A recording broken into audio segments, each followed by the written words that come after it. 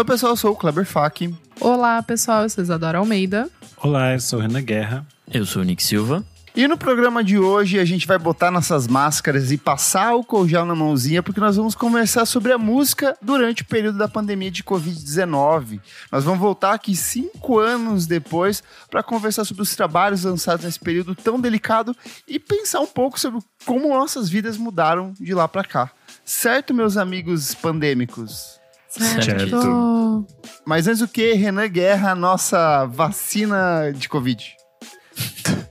Antes você deve seguir a gente nas redes sociais, @podcast VFSM em tudo. Se você gosta muito do nosso conteúdo, você pode compartilhar a gente, mandar pro seu amigo, mandar pro seu médico que faz as suas vacinas. Colocar no seu cartãozinho de vacinação também, que deveria estar em dia, se você está nos ouvindo. Episódio 10, check. Confiram o seu cartão de vacina, veja se ele está em dia, gente, é importante. E além disso, se você gosta muito da gente, se você está vacinada, você pode apoiar a gente no apoia.se/podcast VFSM. A partir de R$5 você tem acesso a vários conteúdos com bastante antecedência. Você participa do nosso grupo fechado para apoiadores no Telegram e você também pode assistir as gravações ao vivo através do Zoom, para você matar a saudade também dessa experiência pandêmica. Olha que legal. E aqui hoje nós estamos com sala cheia. Senhora. Estamos, e mesmo aqui, ó, estão sentados com uma cadeira de distância cada um para ninguém se contaminar. Temos aqui, ó, Tuane Malman, Bob Bach, Vinícius Correia, Fabrício Neri, Leonel Moura, Hanna Dias, Aifone da Mariana, Catatal e Jefferson Cozenies, ele que nos acompanha aí, ó, desde o tempo da pandemia de Covid. Vamos falar sobre música, meus amigos? Bora. Vamos. Há 5 anos, no dia 11 de março de 2020, a Organização Mundial da Saúde decretou a pandemia de Covid-19, causada por um novo tipo de coronavírus até então desconhecido. Desde que os primeiros casos foram registrados em dezembro de 2019, a doença já contabilizou mais de 695 milhões de diagnósticos confirmados em todo o mundo, levando a quase 7 milhões de óbitos. No Brasil, segundo o site covid.saude.gov.br, foram mais de 715 mil casos de mortes confirmados por aqui.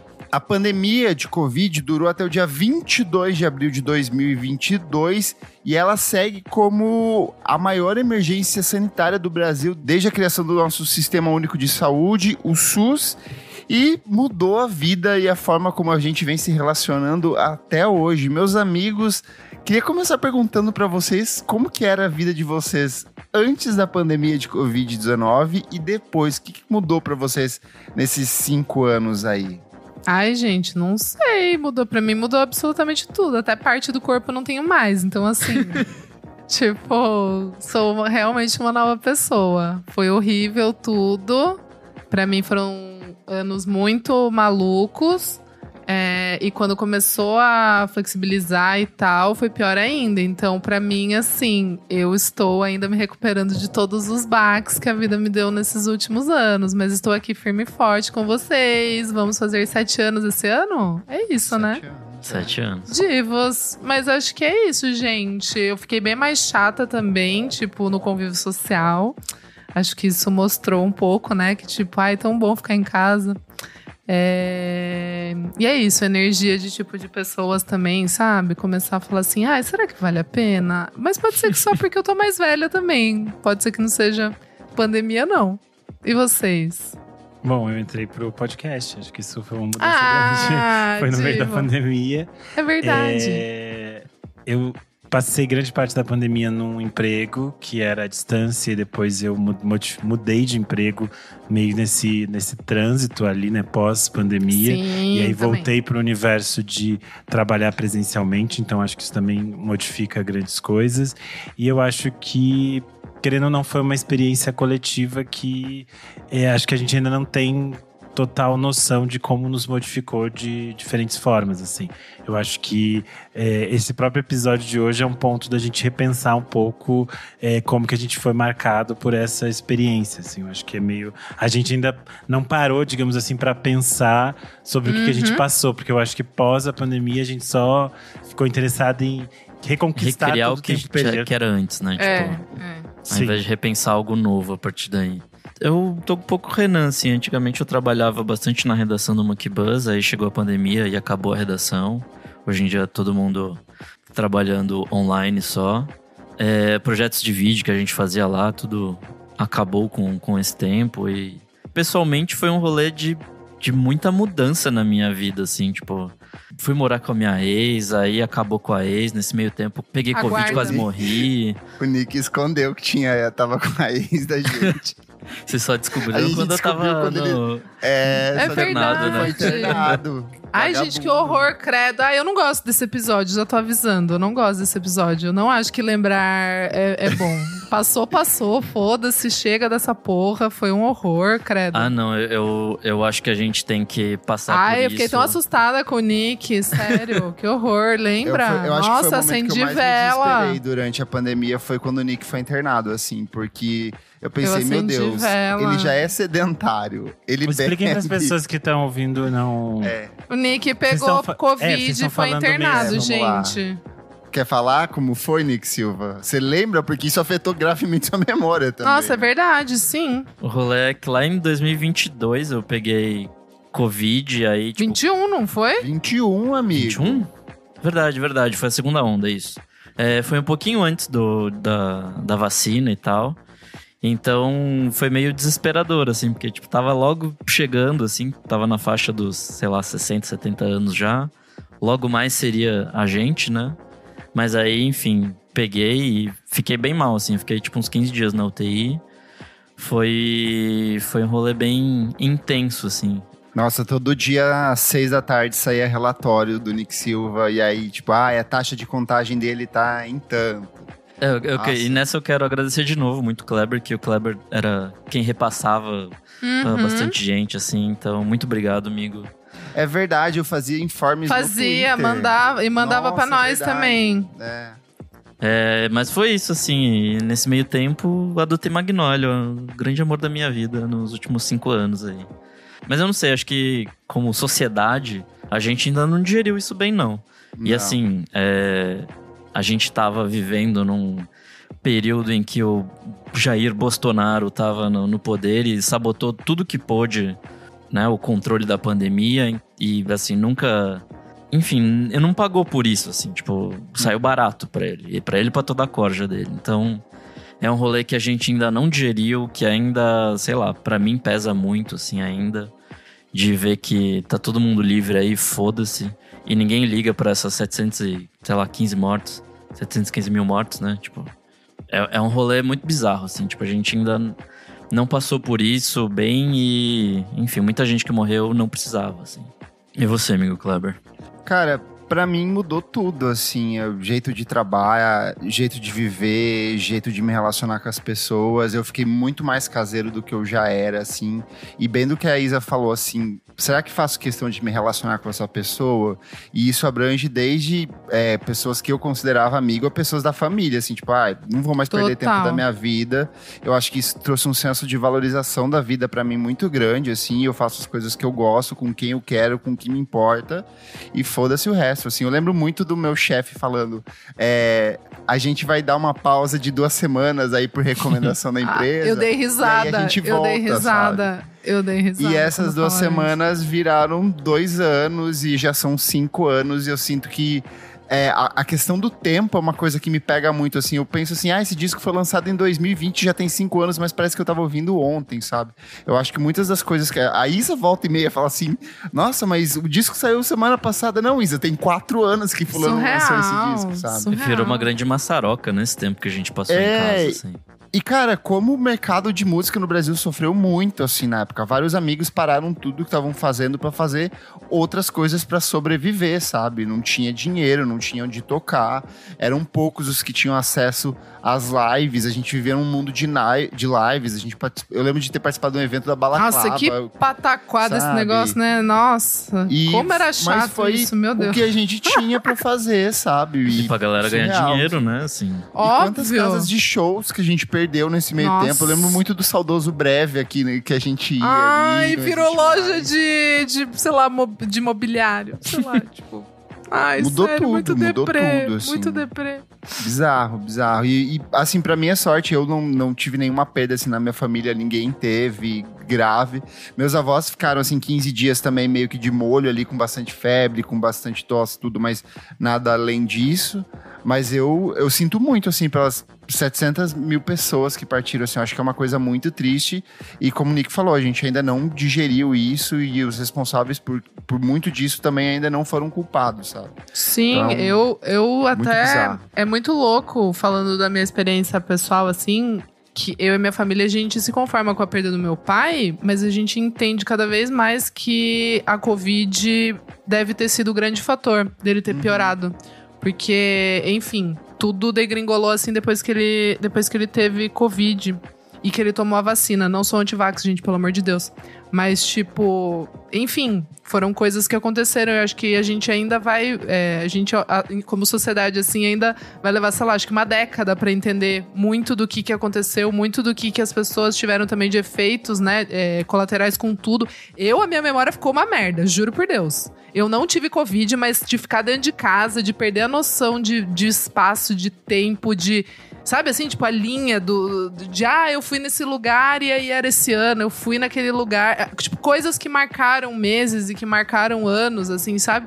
Pra mim ficou um blur maluco. Eu lembro das coisas de antes. As coisas de agora, assim, tipo, é muito, muito mais difícil pra eu conseguir concretizar, sabe? Assim, tipo, na minha timeline. É muito louco. E foi muito louco esse período também entre picos, né? Porque teve um momento ali que era minimamente ok poder sair de casa, assim, onde eu tava baixando contágio e tudo mais. E aí, sei lá, você podia ir mais tranquilo no mercado e tal. Começaram a tentar reabrir shows e não sei o quê, sem você, teoricamente, furar os bloqueios sanitários. E aí, sei lá, depois de 2 meses, começou a voltar e foi a segunda onda, tipo... Ou terceira, eu não lembro na época o que era. Mas voltou muito pior todo do que feriado tava, assim. voltava com uma onda diferente, assim, Natal, Páscoa, a galera voltava com mais uma onda. Era, tipo, sei lá, teve época que tava morrendo, sei lá, 3, 4 mil pessoas por dia. Era um rolê muito pesado, assim, e assistir TV nesse momento era muito bizarro. Sei lá, em algum momento eu fiquei o maluco da CPI da Covid, e eu ficava assistindo todos os dias que tinha. Nossa, bizarro. Nossa. Renan, lembra que reprisou novela porque eles não conseguiram mais gravar? Isso foi muito icônico. Tipo, gente, eles começaram a reprisar, tipo, no horário nobre. Porque não tinha mais episódio da novela que tava ali, né? Passando. Eu lembro que eu fiquei chocada. A Mariana falou aqui, ó, o oxigênio em Manaus literalmente acabou Sim. em janeiro de 2021. Nossa, é verdade. Eu acho interessante a gente fazer um recorte para quem tá nos ouvindo, que todos nós temos uma condição de vida tranquila, então a gente pode ficar em casa. A nossa experiência nesse episódio é toda de pessoas que ficamos em casa e podemos fazer esse distanciamento, essa logística, que a gente sabe que não é uma realidade de grande parte dos brasileiros. Muitas pessoas tiveram que continuar saindo para trabalhar. Eu acho que essa era a experiência, essa talvez foi no primeiro ano a experiência mais... que mais mexeu, acho que com muitas pessoas, que era essa logística de se colocar cada vez mais num olhar de experiências de classe no Brasil, assim. E era aquela coisa, a gente achava que alguma coisa ia mudar, mas na verdade a gente só foi apresentado a uma experiência mais ampla daquele perfil alto Leblon, das pessoas ricas fazendo atrocidades na internet, em lives pra gente. É só lembrar que a primeira morte confirmada no Brasil foi de uma mulher preta empregada doméstica que foi contaminada depois que os patrões voltaram de viagem, né? Então Sim. acho que isso já era um indicativo do que viria a rolar ali pelos próximos anos, né? Sim, e é curioso pensar tudo isso, porque a gente, durante a pandemia, a gente teve esse espaço de tudo que a gente fazia reverberava e discutia, questionava e tensionava a experiência que a gente estava tendo na pandemia. Como a Isa falou ali, as novelas pararam de ser transmitidas e quando a gente começou a voltar a produzir conteúdo audiovisual, esses conteúdos voltaram com conexões relacionadas ao universo da pandemia de Covid. Então a gente tinha séries novas que discutiam a experiência do distanciamento social. A gente tinha aquela dos médicos também, que era bem boa, assim, que em algum ponto tocava direto nesse ponto, assim, tipo, como era a enfermagem na... Sob pressão. Isso. Como era, a parte... Margeristiano. Algumas séries que já existiam, adicionaram o Covid nas suas histórias, que é o caso de Supressão, o caso de Grey's Anatomy. Todas essas séries médicas tiveram os seus espaços de tempo dentro do universo da Covid. Só que eu sinto também uma perspectiva de que quando a gente voltou para uma vida de certa normalidade, a gente estava numa estafa tão grande desse tema e a gente estava tão cansado de todas aquelas experiências, a nossa única vontade era jogar as máscaras no lixo, que a nossa narrativa cultural mesmo abandonou essa história, deixou de lado, digamos assim. Então eu sinto que a partir dali, no final de 2022, por exemplo, a gente já não tem mais obras que falem novamente sobre aquilo que a gente vivenciou. Então a gente está nesse momento assim, específico de tempo em que a gente meio que tentou esquecer tudo aquilo que a gente viveu e deixou de lado. E aí eu acho que agora, nesse ano de 2025, com esse marco temporal dos 5 anos, eu sinto que as pessoas começaram de novo a tatear esse tema. E aí eu acho que a gente vai começar, enfim, a olhar para ele talvez com outros olhos. Porque, querendo ou não, acho que é uma experiência em diferentes âmbitos, e daí no âmbito social, no âmbito de saúde, Sim. no âmbito de economia, de política, que tem muitos lados e muitas perspectivas que a gente ainda precisa olhar e analisar e entender aquilo tudo que a gente passou, assim, porque se acontece uma outra experiência de pandemia, de demanda, que é uma coisa que é muito provável na forma que o planeta está caminhando. Eu diria até que não é se, é quando, né? E a minha perspectiva é que a gente não aprendeu muitas coisas com aquilo que a gente vivenciou. Não. Então a gente não está pronto ainda para enfrentar Não. outras dessas experiências. Então acho que essa é a questão chave mais complexa daqui para frente, assim. E só rapidinho antes da gente ir pros discos, queria agradecer os madrinhos, porque foi graças a eles que a gente conseguiu comprar os equipamentos pra continuar gravando durante a pandemia, assim. Gente, acho que foi a única coisa boa. Termina de falar, amigo. Porque a gente tava um pouquinho antes da pandemia, acho que a gente começou o processo de financiamento coletivo. Sim. E aí, logo que a gente conseguiu o dinheiro, assim, a gente comprou acho que 2 microfones. Eu já tinha um, a Elo já tinha outro. Então a gente Sim. comprou pro Kleber e pra Isa. E aí foi isso, assim, foi o que garantiu o nosso rolê. E a partir daí a gente, produziu bastante, começou a produzir Sim. 2 programas por semana, que é uma coisa meio maluca até hoje. Mas, enfim, a gente continua e é bem legal esse processo. Mas é isso, foi, graças aos madrinhos. Sim, obrigada, madrinhos. Vocês são tudo. E sério, a única coisa boa da pandemia foi a gente não ter que gravar mais lá no estúdio. Era longe pra caralho. Nossa, me eu sinto cheiro de chulé até hoje. Ai, credo. Não, ter que ir e voltar. Gente, eu fazia uma saga, era uma turnê. Eu chegava quase 11 horas em casa, porque puta que pariu. Era muito longe da minha casa. Caos. Mas é isso. Mas antes de ir pros discos aqui, eu queria relembrar alguns fatos marcantes aí desse período pandêmico de 2020 até 2022, momento caseirinho. Fala, William Bonner. Eu acho que o primeiro de todos é o cancelamento do Lollapalooza 2020, porque era o melhor line-up! O fechamento rolou, 2, 3 semanas antes do festival. Surreal. E aí, a gente tinha na escalação Lana Del Rey, Travis Scott, Strokes. A gente tinha Casey Musgraves, tinha Silva, deixa eu ver o que mais. James Blake, a gente tinha aqui. Era surreal esse line-up. Vampire Weekend, Hayley Kiyoko. Tinha os moleques lá, os rap que terminou. Os que acabaram lá. Brockhampton também. Brockhampton, caralho! E infelizmente não rolou. O Lola veio depois com a promessa de que eles continuariam ali, tentar manter esse line-up, mas obviamente não conseguiram. Poucas foram as atrações que se mantiveram. A gente teve durante a pandemia a fatídica live da Gal Costa no aniversário dela, que é um trauma pro Renan. Isso é triste, gente, é triste.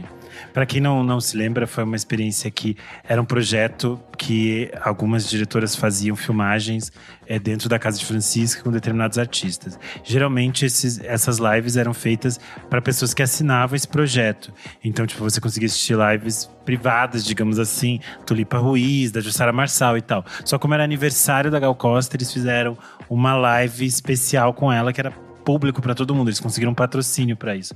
Só que talvez eu nem sei se isso tá disponível no YouTube, mas é muito desconfortável de assistir. A Gal tá muito desconfortável, ela não sabe o que tá acontecendo. Ficam mandando ela andar pra lá e pra cá, coitada.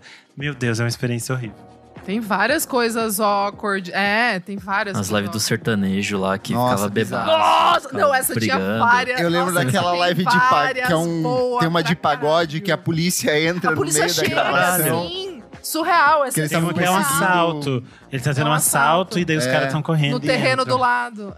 É muito surreal. Alguém nos lembrou aqui o iPhone Mariana. A Mariana nos lembrou do I Love You Corote, que era a música da… Nossa, sim. Da Pablo… Não é da Pablo. É da… A outra que não canta bem. A Aretusa da Love cantando I Love You Corote. E a live é patrocinada por uma marca de cerveja. E aí as outras ficam tentando mostrar a cerveja. Tipo, a cerveja…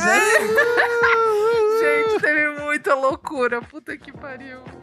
A gente teve também, durante esse processo todo, um crescimento do piseiro aqui no Brasil. Era uma coisa que já vinha rolando e explode durante a pandemia, um dos ritmos mais tocados ali. A gente tem um fato feliz e um fato muito triste, que é a Marília Mendonça vencendo o Grammy Latino em 2021 e falecendo no mesmo ano, poucos meses depois. Eu lembro que ela veio a falecer um dia depois que a gente tocou, lembra, Isa, pela primeira vez naquele evento com a Terno Rei, que a gente discotecou. Nossa, eu lembro que eu acordei muito tarde, foi no dia seguinte. Nossa, e surgiu os boatos, que né? E daí depois teve essa notícia da confirmação da morte dela. A gente teve aí nesse processo todo o Emicida lançando o documentário Amarelo, É Tudo Pra Ontem, que foi uma coisa que movimentou muito as redes. Ele tinha a expectativa de excursionar com o disco em 2019, começo de 2020, veio a pandemia e acabou com tudo isso. A gente tem o Gilberto Gil sendo eleito para a Academia Brasileira de Letras com uma roupa… Lembra que ele tava super fofinho ali, com a roupinha dele? A gente teve vários artistas se manifestando politicamente durante a pandemia. Então, assim, deu um gás. Apesar da gente estar vivendo nesse governo de Jair Bolsonaro, colocou muita gente para bater de frente contra isso. Que a gente estava vivendo um período meio que todo mundo muito quieto, muito querendo preservar seus patrocínios. E isso meio que deu uma aquecida, acendeu a chama em algumas pessoas. E a gente teve um fato muito marcante, que foi a morte do Aldir Blanc, né, em 2020. Ele acabou falecendo vítima de Covid-19. Foi e o nome dele acabou… famoso, foi um dos primeiros grandes famosos, assim. Né? E a partir disso, né, criou-se a lei Aldir Blanc, que é para contemplar justamente esses artistas que estavam precisando de financiamento para financiar seus projetos durante a pandemia, até depois continuam existindo nesse projeto, né? E é importante citar que em 2021 falece o Paulo Gustavo. E aí é um momento, acho que é muito simbólico, porque era um momento que outros países já estavam sendo vacinados. E aqui no Brasil a gente ainda tinha uma espera muito grande. E é muito absurdo, porque depois a gente descobriu vários projetos e várias coisas que o Paulo Gustavo tinha ajudado durante o tempo de pandemia, o quanto os profissionais da classe artística ele ajudou durante esse tempo. E aí em 2022 também surge a Lei Paulo Gustavo, que é uma lei de injeção de fomento cultural para que os artistas retomem as suas vidas nesse pós-pandemia. É uma lei que também ainda está em vigor e que tem sido bem importante para que a classe artística consiga voltar a produzir, porque a gente sabe que algumas pessoas só voltaram de forma muito rápida e direta, mas os artistas independentes ainda têm uma dificuldade muito grande de circular e de fazer as coisas acontecerem, porque, como a gente falou anteriormente, muitos desses espaços independentes que ajudavam nessa circulação fecharam ou diminuíram o seu escopo ou não tem mais apoio. Então ainda é um processo de retomada que a gente está vivendo. Perfeito. Queria puxar rapidão algumas das músicas que marcaram o período da pandemia. The Weeknd com Blinding Lights foi uma música que tocou sem parar, acho que foi uma das músicas mais tocadas de 2020 e 2021. Caliuches com Telepatia, essa música viralizou no TikTok, apresentou Caliuches pra muita gente, assim. Eu acho que sucesso. Também é interessante, você falou que a música da Caliuches viralizou no TikTok. 2020 é o grande ano de boom do TikTok no Brasil. Sim. É um ano que vira muito. Olha isso! As grandes celebridades do TikTok viralizam e crescem em 2020. Então acho que é um momento que passam a surgir esses hits meteóricos do TikTok aqui no Brasil. Uma que também teve isso foi a própria Marina Sena, né, com Pressuposto, e o FBC e o Vor com Cê Tá Solteira, foram duas músicas brasileiras catapultadíssimas aí. A gente vai ter também Rain On Me, da Lady Gaga e da Ariana Grande. Tinha a expectativa pro disco novo da Gaga. Ele foi adiado e aí ele veio. E foi, tipo assim, meio que um dos bálsamos ali que a gente teve durante a pandemia. Porque foi um disco que tinha uma energia positiva, uma coisa meio lá em cima. Então meio que aliviou um pouco pras pessoas. Eu acho que um dos grandes símbolos da música durante o período pandêmico é Dua Lipa com Dançar Now e sim. outras canções do disco ali. Ainda Não, e tudo, hoje toca. E tudo perfeito, né? Tipo, Future Nostalgia, Esse disco tipo, é bom demais. A gente vai chegar no conceito disco ali. já. Ai, gente, sério, como pode? No rap e no trap e no R&B, a gente teve Cardi B e Megan Thee Stallion com WAP, que foi uma música que tocou horrores nesse comecinho. Megan Thee Stallion com a Beyoncé em Savage Remix também foi outra música que tocou bastante ali durante os primeiros meses da pandemia. A Doja Cat com Say So, ela é uma música de 2019, mas que estoura em 2020 e vira, tipo assim, um fenômeno absurdo. E no Brasil viraliza aquela versão dela com a Dani Bond. Com a Dani Bond. Que não é oficial, né? Perereca, o meu nome é Bond, Dani Dama Precheca. Se tu não acredita, eu vou mostrar para você. A minha checa poderosa, você vai ter que fuder. Tchaca, tchaca, tchaca, tchaca, tchaca, tchaca, tchaca, tchaca, tchaca, tchaca, Dani Bond. É muito bom que ela simplesmente ignorou a Dani Bond no Brasil aquela vez. Sim. O público cantou a música sem ela querer que as pessoas cantassem. E hoje em dia, a Doja Cat tá onde? Não sei, ninguém sabe. Não sei. Você mexer com o povo brasileiro, gente, as coisas não vão pra frente pra você, entendeu? O povo brasileiro fez campanha pra ela levar a Dani Bond, pelo menos fazer um TikTok com a Dani Bond. Ela não quis, negou a nossa Dani Bond, agora não é ninguém. Quem inaugura a pandemia de Covid-19 é o Harry Styles com Watermelon Sugar. Que isso? Inaugura? Parece que ele é o Ele falou, seja muito bem-vinda, Covid-19. Watermelon Sugar. Hi. E ele depois fecha, porque ele lança em 2022 As It Was, que também foi outro sucesso enorme ali. Então ele conseguiu empagar 2 hits. Ai, gente, o Gil do Vigor, do Big Brother, cantando Watermelon Sugar. É uma das coisas mais lindas do mundo. É tipo emocionante, ele sentindo a música. A gente teve a nossa queridíssima Olivia Rodrigo sendo apresentada ao mundo com Driver's License, que foi uma música que tocou muito. E aí ela lança o primeiro disco dela em 2021. A gente vai ter Monteiro com Call Me By Your Name também, que foi uma música que tocou bastante no TikTok. Verdade. Do Lil Nas X. Heat Waves, do Glass Animals, Isadora. Lil Nas X é outro artista que meio também sumiu já depois, existiu. Foi o grande hit Mas dele. meio Ele que, né? Ele tá lançando umas paradas aí até hoje, Mas foda-se, né? alguém tá ouvindo? Será que as pessoas estão ouvindo? Fica a questão. E eu acho que o que encerra aí e marca o fim meio que da pandemia é a chegada da Beyoncé com Break My Soul. Assim, eu sinto que ali é a abertura, de fato, é ela levando todo mundo de volta à pista e aí, putz, só dançadas maravilhosas. E eu acho que é importante porque realmente marca, né, esse fim, porque já é quando a gente podia ir para os dance floors. Não, acho que até no Brasil, acho que já tava reabrindo tudo, assim, então foi um momento importante, assim, foi bem marcante. Gente, é aqueles eventos com grade, lembra? Nossa. Teve uma época que uma galera começou a fazer, tipo... O Catatal, nosso apoiador, falou aqui, ó, a galera assistindo o show dentro de carro, Nossa, lembra? Rolou. Faziam tipo drive-in e faziam show, Sim. tipo, aqui em São Paulo tinha no Memorial da América Latina. Você entrava de carro, estacionava e ficava vendo as coisas dentro do carro. Nossa, e era sempre um show merda, tipo Jota Quest, eram umas coisas assim que você podia ver em qualquer outro momento da sua vida. Será que era tão importante? O que você podia simplesmente não ver, né? Porque, assim... Mas eu acho que teve, apesar dessas coisas, a gente falou de coisas horríveis, mas teve algumas lives que eram muito legais, que tipo, por exemplo, alguns projetos, ao invés de só tipo, faz aí, deixa as pessoas beber, tipo, sertanejos, faziam coisas bonitas, que eu lembro que, por exemplo, o Festival Koala fez uma versão online que era muito bonita. O Coquetel Molotov também fez uma edição lindíssima. Nossa, é verdade. Achei muito bonita. Nossa, a verdade do Coquetel Molotov era absurda, assim, que era tipo em vários lugares. Que era filmado, Sim, era gravado. É, assim, tem um show da Luísa Liana, esse Coquetel Molotov, que tipo assim... Lindo. É o que ela canta na frente do Teatro Municipal com as projeções. Nossa, muito surreal. Isso é Foi uma das muito melhores legal, coisas isso é da muito legal. pandemia, assim. Nossa, Ela fez dois. Ela fez um pro Sesc também, que eu lembro assim que parou todos os meus amigos pra assistir. Era tipo, tinha umas projeções, umas coisas visuais muito lindas. Teve umas também. coisas muito legais desses projetos que investiram em coisas diferentes. O Instituto Moreira Salles fez vários vídeos muito legais. Tanto que eu citei, acho que num episódio passado, aquele da Felipe Cato, que ela gravou nas escadarias ali do Instituto Moreira Salles da Paulista. E é, tipo, super legal também. Então, acho que tem obras muito bonitas que ficaram lá nesse espaço. Tem um da Cell no alto de um prédio também, lembra? Eu acho que esse era pro Coquetel Molotov também. É, verdade. Era lindo verdade. esse da Cell no alto do prédio, que ela tá sentada, ela tá usando um Gucci, assim. Ai, eu tava afônica. O do Coquetel também teve, o do Terno tocando no viaduto do Santa Chá. Efigênia, na Santa Efigênia. Santa Efigênia? Maravilhoso. Maravilhoso. Ele Isso é uma sentadinho. coisa que eu acho muito curiosa. A gente vive em São Paulo e a cidade, literalmente, ela não dorme. Ela tem sempre carro na rua, sempre alguma coisa rolando.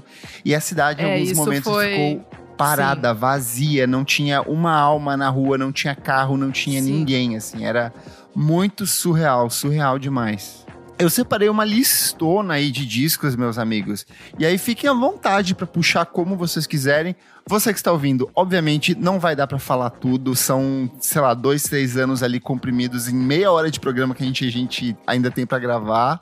Mas eu vou deixar aberto aí pra vocês trazerem os favoritos de vocês. Eu acho que a gente tem que começar com aquele que é o que tem mais cheiro de álcool gel, que é o Future Nostalgia da Dua Lipa. Eu Nossa, acho que esse, sim. todo mundo foi impactado, o mundo Como inteiro foi impactado por pode? esse disco. Não, e tipo assim, é de um bom gosto, né? Eu lembro que tipo, da Lorde eu fiquei putíssima, que era completamente fora de tom, Nossa. fora de absolutamente tudo. O da Dua Lipa, ele conseguia ser fã e fazer com que as pessoas tivessem ali uma alegria, né? Sei lá, não perdessem as esperanças. E pensando num futuro, a gente dançando na pista. E ele é tudo nele é bom, cara. Não tem uma música ruim nesse álbum. E ainda ela fez aquele Tiny Desk Home Concert Absurdo. dela, que era tipo Nossa, assim, sim. podre de chique, que era ainda em 2020. Era muito lindo, assim. Eu acho que é bem isso que a Isa falou. É um disco que tem esse escapismo que a gente tava precisando nesse Mas não é momento. fora de tom, né? Mas ele não é fora de tom porque ele nasceu antes da pandemia. Eu acho que tem muito isso, assim. Ele é um disco que nasceu antes da pandemia e ele tava falando de outras perspectivas. Porque teve artistas que eles continuaram vivendo no mundo deles. Tipo, sei lá, no meio da pandemia um monte de gente morrendo e a Marisa Monte lançando música falando de esperança, super fora do tom também. Às vezes as pessoas estavam tipo assim, gente, liga a TV, sabe? Abre o jornal, presta atenção no que o mundo tá acontecendo. Aquele disco bomba da Malu Magalhães também que saiu no meio da pandemia, bizarro. Mas nessa relação com as pistas aí, quem também foi apresentada por uma nova parcela do público que fez a gente dançar muito durante a pandemia foi Jessie Ware com What's Your Pleasure. Eu acho que é o grande ponto de virada na carreira dela, assim. E o pop, de maneira geral, a gente viveu um pop muito rico, assim, durante esse período. A gente tem Chloe Hale com On Goldie Hour, e assim, eu acho que em termos de R&B, ninguém fez o que elas fizeram nesse disco depois ainda. Nem elas mesmas Não, conseguiram. elas. Nossa, elas só lançaram Bomba depois, né? Puta Bomba que pariu. atrás de bomba. Lady Gaga com Chromatica, eu acho que foi um disco que abasteceu muita gente durante esse período. Sim. E quando ela lança aquele EP de remixes com remix, a Pablo Vittar, muito foi uma foda. Nossa, esse delícia. remix é muito bom. foda. É muito foda. A gente teve a Charlie com 2 discos durante esse período. A gente tem o How I'm Feeling Now, que é um descasso, assim. Inclusive, eu acho que é um álbum que as pessoas precisam voltar a ouvir. Tem muita coisa interessante feita ali. E o Crash, que ela lança depois, que aí também marca meio que um desses finais de Sim, pandemia. que depois a gente vê ela no Primavera. Exato. E uma que nasceu e morreu ali praticamente é Rina Sawayama com Sawayama, porque o disco de 2020 é excelente, Nossa, assim, é o uma próximo coisa é tão... Sim. bizarramente boa, assim, tipo, misturava new metal com pop e Bom R&B. demais, torto. E aí depois ela foi pra uma coisa mais padrão, assim, acho que ela não conseguiu se recuperar não, né? Eu acho que todas esse momento interessante da música pop, eu acho que tem a ver um pouco com aquilo que a gente estava falando, dessa necessidade de um escapismo e de entender as coisas que a gente está passando, mas também sem ser uma coisa que ignore as complexidades do que a gente está vivendo. Assim. São discos que falam sobre coisas interessantes e que acho que foram muito acolhedores para as pessoas num momento que era preciso. Então acho que a gente tem aqui músicas que falam de amores, de solidão, de essa saudade de voltar para a pista de dança. Tem tudo isso misturado nessas canções que a gente citou aqui, nesses discos.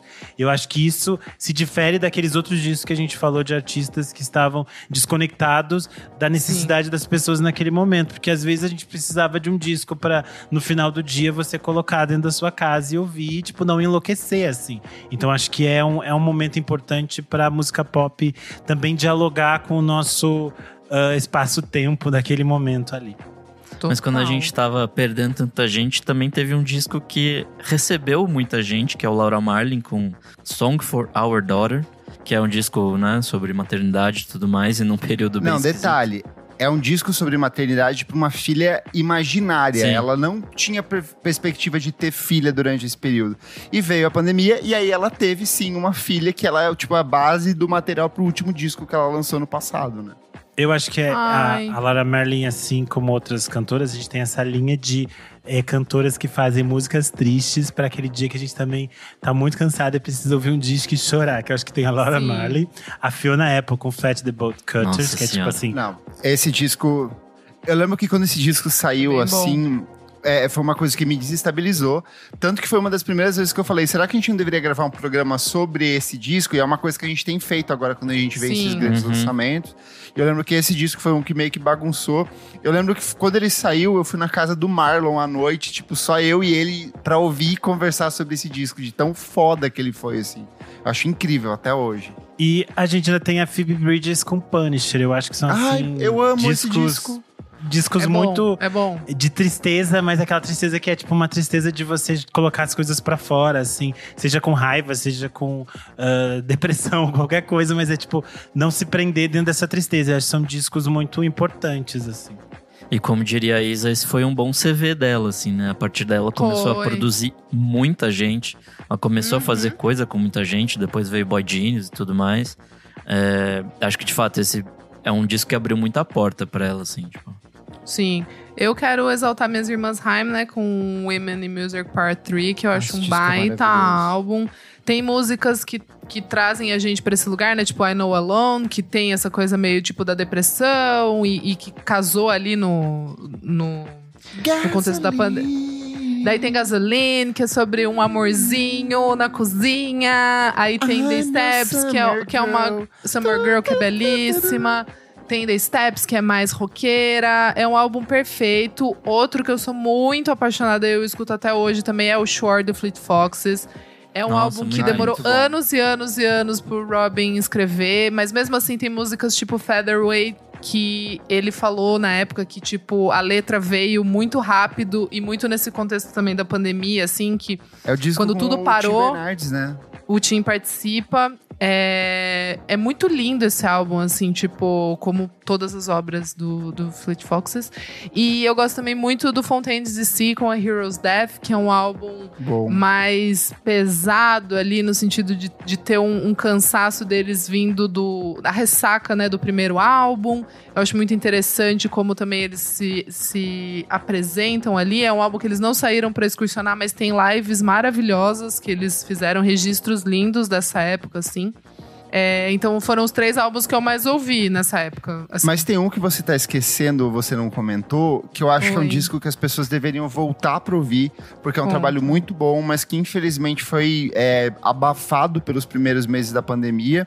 É um disco que sai antes da pandemia, mas acabou silenciado por ela, que é o The Slow Rush, do Tame Impala. Pra mim é um dos discos que mais maravilhoso. cresceram, assim, desse período. Visionários. Fala sobre tempo. Fala sobre o tempo, surreal. eu acho que ele dialoga muito com o que tava Muito, rolando ali, muito. assim. As músicas são muito boas, eu acho que existia uma expectativa muito grande do que viria após Current. E esse disco eu acho que traz muito de um sentimento de mudança de relação com música eletrônica. Tem músicas incríveis dentro desse álbum, tem Lost in Yesterday, tem Breathe Deeper, Borderline, que é uma das músicas de maior maravilhoso sucesso deles hoje, esse álbum assim. inteiro. Eu E acho o Kevin também. Parker serviu muito, porque ele lançou remix, ele lançou Sim. até uma versão desse disco que era tocada como se você estivesse no banheiro de uma balada ouvindo esse disco sendo tocado, assim. Então ele deu o que ele podia pra manter esse disco vivo durante a pandemia. Já que a gente está falando de rock, eu quero trazer o Black Midi com Cavalcade, que foi um disco que eu ouvi pra um caralho. Eu lembro que bem quando saiu eu tava internado, então eu ainda tava sobre… É verdade, amigo. verdade, Você teve uma foi um viagem álbum- de droga. Eu tava sobre efeito de opioides pra parar a tosse. E aí botar esse disquinho foi maravilhoso, assim. credo. Então… Nunca mais repetir a experiência, mas se alguém tiver opioides pra oferecer aí, eu topo. Bom. Tá até hoje vivendo sob efeito de opioide. Aí ele nunca aceita. Ele fica mentindo pra vocês. Você me oferece estimulante, eu quero algo pra dar um Ai, tudo que você quiser tem, é só você pedir. Um disco que foi muito importante pra mim durante a pandemia foi o segundo disco do Moses Sumney, o Grey. Saiu uma parte em fevereiro. E aí depois sai a segunda parte já no meio da pandemia. Eu acho que é um disco que muita gente chega no trabalho do Moses Sumney. A gente tava falando de lives absurdas em festivais. Ele tem talvez aquela que é pra mim a live mais linda da época de pandemia. Que é ele no Afropunk. No caminhão, não é? Que ele é içado, assim.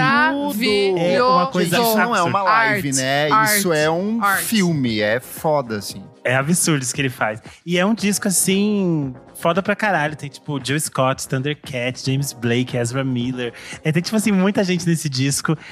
Depois essas músicas vão ser tocadas, sei lá, tipo, em coisas muito simbólicas dos anos 2020. Ali, tipo, Euforia, umas coisas e tal. Acho que é um momento muito importante do Moses Sumney. Vou aproveitar nessa mesma onda e citar o disco da Liane La Havas. Que eu acho que foi um show. Maravilhoso. Ouvi muito. Torei. E acho que foi também um disco muito importante para que muita gente chegasse ao som dela, descobrisse. Muita gente conheceu ela nesse momento. Acho que foi uma virada grande para ela. E um disco que eu adoro é o Ives Tumor, com Have to a Tortured Mind. Amo. Nossa, muito bom. Amo. Nossa, sequência eu boa, hein? Comentário aqui da Gabriela Ramos. Ela falou: ai, Gabriela, a gente vai sentar junto amanhã no recreio. Acho que o álbum internacional que mais me marcou foi o Jubilee, da Japanese Breakfast. Esse álbum me acolheu demais em 2021. Até hoje não consigo ouvir Posing for Cars sem me emocionar. Também foi o meu disco favorito de 2021. Eu chorei muito ouvindo esse disco, assim, eu acho ele incrível. E tem esse sentimento, ela abre com Páprica, que é aquela coisa meio festiva, a capa amarela com aqueles caquis pendurados. Eu acho que esse disco é lindíssimo. E ter a experiência de poder ver ela depois no Primavera, que foi um dos primeiros grandes festivais que a gente teve. Boa. Foi assim, uma coisa... Eu lembro que foi um dos momentos mais felizes da minha vida, que tava nós 4 reunidos e todos os ouvintes estavam juntos com a gente. A gente encontrou vários apoiadores e ouvintes do podcast nessa hora. Então parecia assim que, tipo, toda aquela angústia que a gente viveu durante a pandemia, meio que a gente pôde, pela primeira vez, celebrar juntos ali, sabe? Sem máscara, realmente livres, assim, sabe? Nossa, um que também foi o rolê de ver ao vivo pouco tempo depois foi a Soccer Mommy, com Color Theory.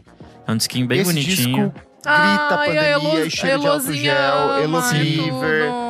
Circle the Drain, pra mim, é uma das grandes canções da pandemia, assim. O Song Explorer que eles fazem com ela, um dos melhores Song Explorers de todos os tempos, assim, é muito bom. É muito bom. Nossa, outra artista aqui que marcou bastante, acho que a nossa pandemia aí, como grupo aqui, foi a Adrienne Lenker, né? Que lançou coisa pra um caralho. Ela e o Big Thief, né? De maneira geral, assim, né? Ela tem disquinhos como Songs e o Instrumentals nessa época. Eu não lembro o que o Big Thief lança nesse período. Dragon, não sei, aquele disco Dragon duplo. Worm, como é que é? Puta, é lindíssimo. É maravilhoso esse álbum.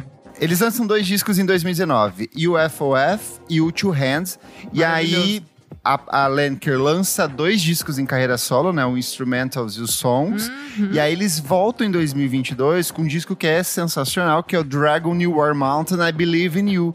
Que é um disco duplo. Maravilhoso também. Absurdo, assim. Falando dos brasileiros, quando a pandemia começou, aqui em casa a gente estava completamente psicótica no Rosa Neon. Era uma coisa muito importante pra gente. A gente ouvia muito Ombrinha, a gente ouvia todas as coisas do Rosa Neon, nós gostávamos muito. E aí, de 2019, né? Isso. E só que nós estávamos atrasados, né? Só que era uma coisa que, tipo, nunca tinha acontecido em São Paulo, era uma coisa de Minas. A gente tava atrasado enquanto paulistanas. E aí a gente chegou no fim da festa, porque a banda tava acabando. Só que isso fez com que a gente fosse ficando um pouco psicótico na Marina Sena. E aí, no início de 2021, a Marina Sena começa a lançar os seus primeiros singles. E aí ela lança… Nossa, ela lança Voltei Pra Mim e isso já mudou a química do meu cérebro. Eu fiquei atordoado. Ela lança primeiro ainda Me Toca. Porque aqui em casa a gente tinha o costume de sexta e sábado, a gente ficava assistindo clipes até, tipo, sei lá, 3 da manhã. Eu e a Leila assistíamos esse clipe de Me Toca no mínimo umas 2, 3 vezes a cada noite. E aí depois veio o clipe de Voltei Pra Mim. A gente já gostava desde o primeiro clipe. E aí depois veio o disco. E aí foi uma coisa muito absurda, assim. Todas as coisas. Primeiro que o disco foi excelente. Eu e a Isa entrevistamos ela no Por Trás do Disco aqui. Ela fez seu primeiro show em São Paulo, numa pop-up de uma marca de cerveja, que era gratuito. Foi tipo, todos esses rolês assim, meio malucos, assim. E eu lembro quem também fez seu primeiro show em São Paulo, era o seu primeiro show da banda, foi o Pluma, que também foi nesse rolê de pop-up de cerveja. Sim. E era uma banda que não tinha um disco, mas a gente tinha os EPs e são sons muito importantes da minha pandemia. Tem um que a gente esqueceu de falar, Isadora Almeida, que é o Strokes com The New Abnormal. New Abnormal, que é um disco eu gosto. Pensado pré-pandemia, que traz esse contexto de pandemia involuntária. E por incrível que pareça, ele é hoje um dos trabalhos mais tocados da banda no Spotify. Loucura. Eu gosto desse álbum, tem ótimas músicas. Tem ótimas músicas. E The Adults Are Talking é hoje a música mais tocada do Strokes até hoje. Meu Deus! Ela mas bombou passou no TikTok? Sunday, passou Last Night e tudo mais. Acho que bombou no TikTok em alguma coisa, não é possível. Eu sei que as pessoas gostam bastante dela, assim. Foi a pós-separação do Julian Casablancas ali também. E também tem a molecada. E tem a molecada que descobriu os Strokes com esse álbum. Tem Durante muita pandemia, gente, sim. tipo, jovenzinho, assim, 20 e pouquinhos, que descobriu os Strokes com esse álbum, que é muito interessante, assim. É porque Strokes, amiga, já está para essa nova geração, como a gente estava para as músicas dos anos 80. Então, para eles estão descobrindo de novo. Eles ficam assim, ai, a música dos meus pais. A gente ouviu Talking Heads em 2000. Sim. Tipo isso. Nossa, uma bandinha que ficou ali pela pandemia também foi o Porgy Radio, né? Com Everbad. Ai, esse é um disco tão bom. Que é bom também. Eles chegaram a lançar, acho que mais um antes, mas aí a banda realmente chegou ao final, assim. Porque eles lançaram um último EP e disseram adeus. Uma pena. E o teu Baptiste Strange, Nick Silva? Esse é o primeiro disco dele, né? O Live Forever. Bom demais. Puta que pariu. Foi uma grande revelação, assim. Acho que essa mistura de rock com R&B, com mais um monte de coisa de música negra, assim. Tipo, acho que foi um grande achado, assim, da pandemia. Ai, gente, um álbum muito pandêmico que falando em Baptiste Stranger, tô pensando… companheiros de gravadora, o Dry Cleaning, pra mim, é muito álcool gel. Tipo, puta que pariu. Sério, New Long Leg. Não, mas esse já é o Stamp Work, que é 22, já tava liberando as coisas, já tava liberada as coisas. Mas o New Long Leg, que tem Scratch Card Lanyard, Her Hippo, tipo, Unsmart Lady. Gente, eles só faziam aquelas… Era uma banda que não existia ao vivo, é uma banda que era 100% pandêmica, assim. 2 aqui, ó, um combinho que saiu no mesmo ano. Billie Eilish com Happier Than Ever, que eu amo esse disco até hoje, assim. Sei que o Renanzinho e eu disputamos pra ver quem trazia as músicas na nossa lista de final de ano. E a Adele com o 30, que eu acho que, assim, é um disco muito foda, a produção do Inflo ali. Tem várias canções absurdas dela. Love is a Game, pra mim, é uma das minhas favoritas da carreira dela. Tem músicas ali do Tobias Jesso Jr. também. É um espetaculaço de disco. E que teve turnê ao vivo lá fora, né? Nunca vai vir pra cá, mas gostaria muito de ver um dia. Seguindo nos brasileiros, tem uma pessoa que foi uma experiência, né? Vivemos muitas emoções com ela nesses anos iniciais de pandemia. Muitas delas negativas. Que é o fato da Nossa Senhora do Da Beach. Porque ela vinha de um 2019 em que ela estava em todos os lugares do planeta. Eu e a Isadora devemos ter visto 500 shows dela em todos os festivais que a gente participou em São Paulo. E ela tinha lançado, assim, as maiores atrocidades. Ela fez feat com qualquer um. Passou Romero Ferro, ela vai. Passou Ilha, ela vai. Passou qualquer um, ela tava indo. E aí foi assim, muito feat ruim. E 2020 ela seguiu fazendo isso. Ela continuava fazendo feat ruim.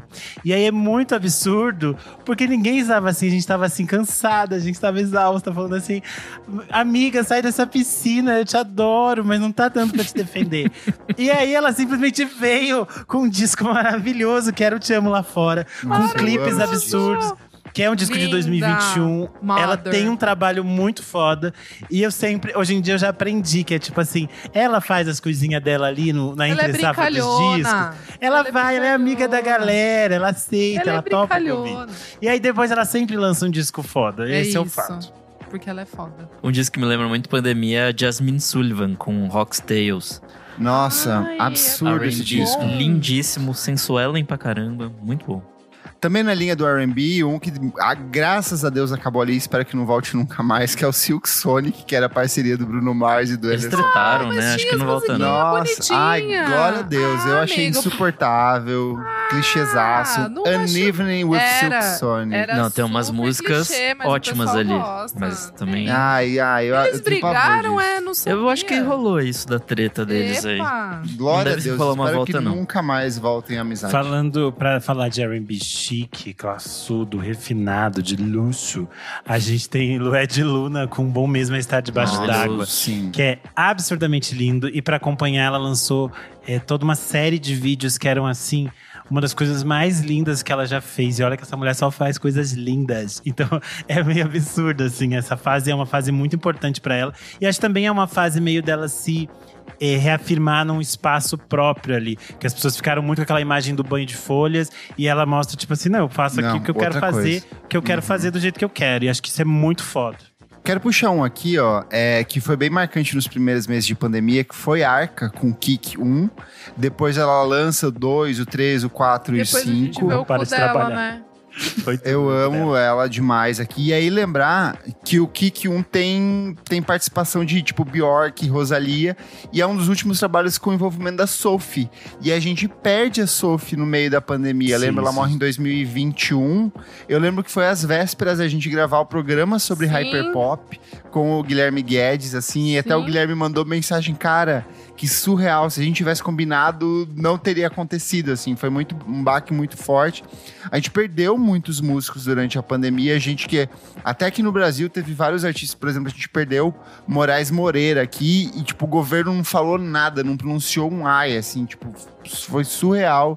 Essa relação de a gente perder várias pessoas pra doença e depois algumas outras morrendo, entre aspas, de causas naturais ali, que o caso da Sophie é bem bizarro também.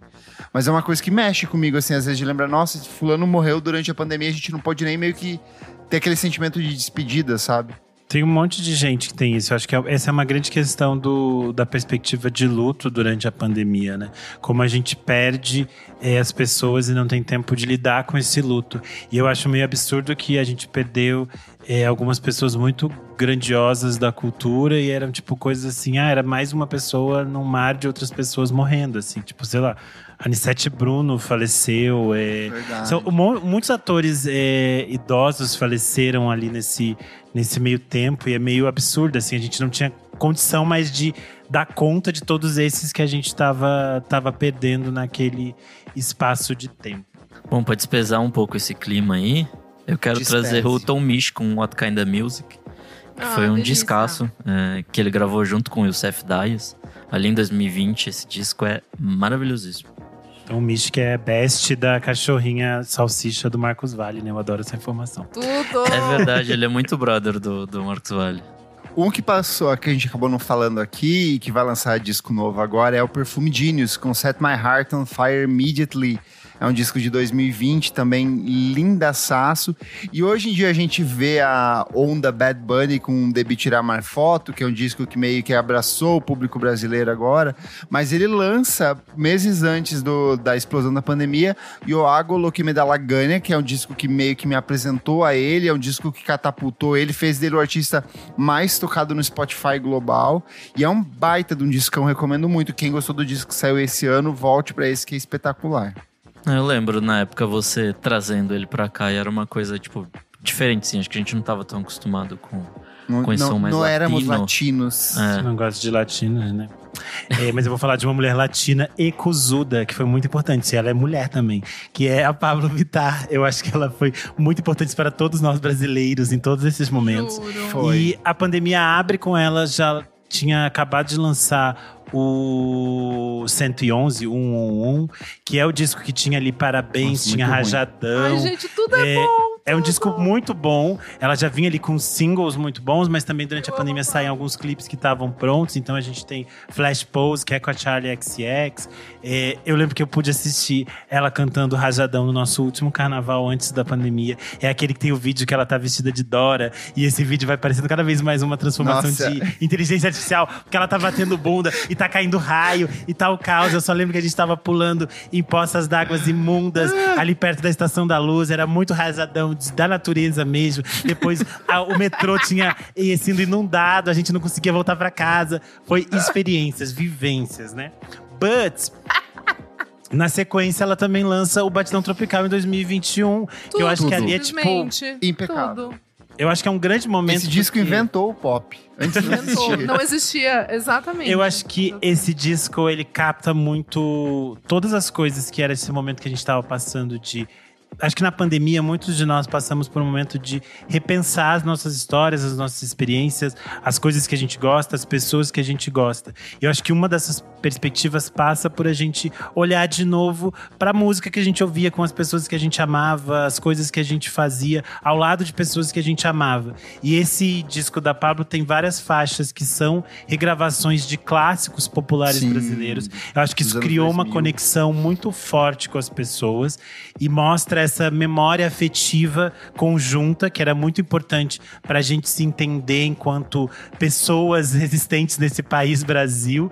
E acho que é feito isso por o nosso viadão de peruca, assim, de uma forma extremamente Pabllo, que é leve, que é divertida. Ela tem um carisma muito bom, assim. Então acho que a Pabllo foi essa experiência de trazer um tipo de alegria que a gente precisava nesses determinados momentos. Porque nós aqui amamos a Pabllo. Ai, tem um que eu amo, mas ao mesmo tempo ele me lembra coisas horríveis, que é o Deftones com Ohms, que é o, nossa, descasso que eles lançam aí em 2020. Só que nessa época eu caí na malha fina da Receita Federal, e aí eu tive que ir até a puta que pariu. Não, e tipo, foi por, sei lá, R$17 de uma declaração que eu não fiz do antigo emprego que eu saí antes da pandemia, assim. E aí eu tive que ir até num ponto na puta que pariu, e aí eu fui ouvindo esse disco o tempo todo, assim. Nossa, então eu lembro sempre disso. Hoje eu estou regularizada, tá, gente? Tá tudo certo. Ai, tá que tranquilo. bom. Eu separei aqui também uns disquinhos eletrônicos que a gente ouviu bastante. O Caribou com Suddenly foi um disco que quando saiu assim tocou bastante. Kelly Lee Owens com Inner Song foi um disco assim que uniu tribos durante a pandemia. E lá no finalzinho de 2020 o The Avalanches lança We Always Love, que é um disco muito excelente também. Eles lançam no finalzinho do ano. Só pra citar, nós temos aqui também o Kiko Dinucci com Rastilho, que é um baita de um disco. O Axahati com o St. Cloud, que é o início dessa fase country dela. Eu vou citar as meninas latinas. A Lido Pimienta com Miss Colômbia, que é um disco… amo esse disco. Excelente. É bom esse álbum, cara. E a gente também teve um disco da Empress Off, só que eu não tô lembrando o nome aqui. I Am Your Empress Off. Isso, que é o excelente. disco que começa com a mãe dela falando. É um disco excelente. Eu acho que foi uma fase ali que eu super achei que as pessoas iam descobrir mais a Empress Off. As pessoas não foram tanto nessa aula, depois abandonaram a mão dela, mas voltem nesse disco, gente. Procurem Empress Off, quem gosta de tipo pop, assim, classudo, bem feito, com muita experiência. É muito bom. Eu amo Empress Off. Ó, só pra continuar citando aqui, ó, a gente vai ter no rap Fred Gibbs e Alchemist com Alfredo, que é um discão. Mac Miller e Isadora Almeida com Circles, que eu acho que você trouxe na época que saiu aqui também. É bom. Tyler, The Creator com Call Me If You Get Lost, que eu lembro que a gente, assim, surtou quando esse disco saiu. A gente gravou um programa sobre ele, só sobre ele. A gente vai ter Jussara Marçal com Delta Estácio Blues, que pra mim é um disco que redefine muito da MPB atual. Eu sinto que vários artistas, até Arnaldo Antunes lançando o disco recente, bebe muito da estética da Jussara nesse álbum. E pra fechar especialmente pro nosso queridíssimo Renan Guerra, Taylor Swift com Folklore e Evermore, que foram os discos que ela lançou ali. Você não vai terminar assim. Adora. Você não vai terminar assim. Porque a gente tem em 2021 o Trava-Línguas da Linda Quebrada, que é excelente. E a gente também tem em 2021 o disco de estreia do Bad Sista, Ghetto Elegance. Então a gente vai acabar assim, em talento trans. Não vai acabar com branquinho. E se você sentiu falta de outros lançamentos nacionais, nós gravamos recentemente a nossa lista com os 100 melhores discos brasileiros da década de 2020 até agora. É a edição número 342. Então bota pra tocar, porque a gente faz vários paralelos com o período pandêmico e os lançamentos desses discos. Fechamos, meus amigos mascarados. Fechamos. Sentiu falta de algum disco, de alguma música? Quer trazer a sua pensata, a sua reflexão sobre o período pandêmico? Comenta aí no Spotify ou no nosso Instagram, na edição desse programa, que a gente lê na próxima edição. Ou você pode ser um de nossos apoiadores aqui, ó, como a Gabriela Ramos, que comentou. Querendo nos fazer chorar agora. Eu conheci vocês na metade de 2022, graças a um tweet do Cinderela Baiana, falando sobre o episódio de melhores comebacks. Na época eu tava passando por um burnout causado pelo meu trabalho e pandemia. Vocês me ajudaram demais a sair daquele buraco e eu sou grata demais. Tenho certeza que vocês foram o melhor acontecimento da minha pandemia. Coraçãozinho, obrigado para sempre, anjos. Eu falei que ela queria nos fazer chorar no final do episódio, que a gente resistiu esse episódio inteiro pra não chorar. E se você também se sentiu ajudado pela gente, aumente a sua contribuição. Doe mais do que os R$5. Faça a sua saúde mental valer a pena. É menos do que um tratamento com um terapeuta e você se diverte com certeza muito mais. Vamos para o próximo bloco do programa. Não paro de ouvir.